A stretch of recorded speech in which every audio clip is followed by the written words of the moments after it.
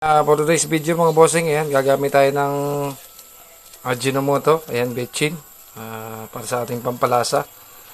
Ayan, mamarinate natin siya. Ayan. Kalahati lang. Ayan. Kalahating betchin.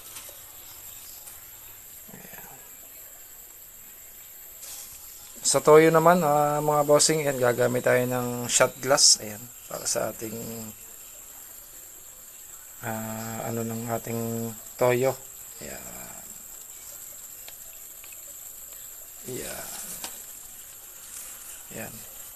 Isang shot glass po yan, ayan. Ayan.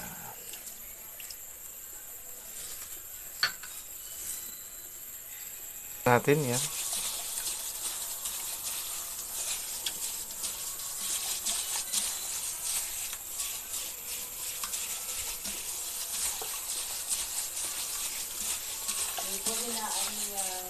Ayan, nagkakaroon na ng kulay ang ating atay.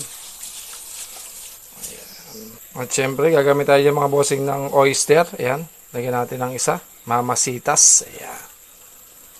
Ayan, para magkaroon ng lasa ang ating atay. Ayan. Ayan po.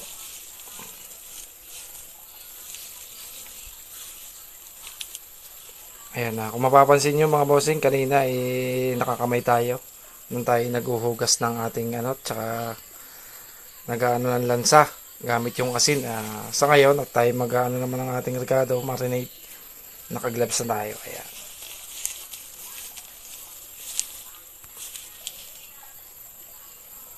At syempre, hindi mawawala ang ating paminta.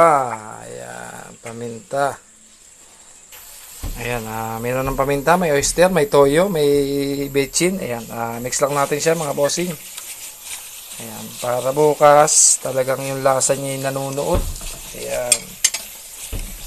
Tsaka hindi naman maalat yan at ang toyo naman yan kukunti. Ayan.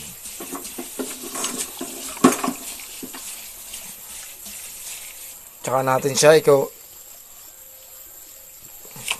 excuse me po.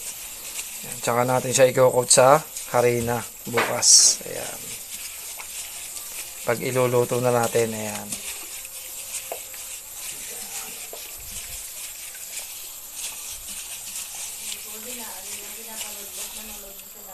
Ayan, so yun lang mga bossing.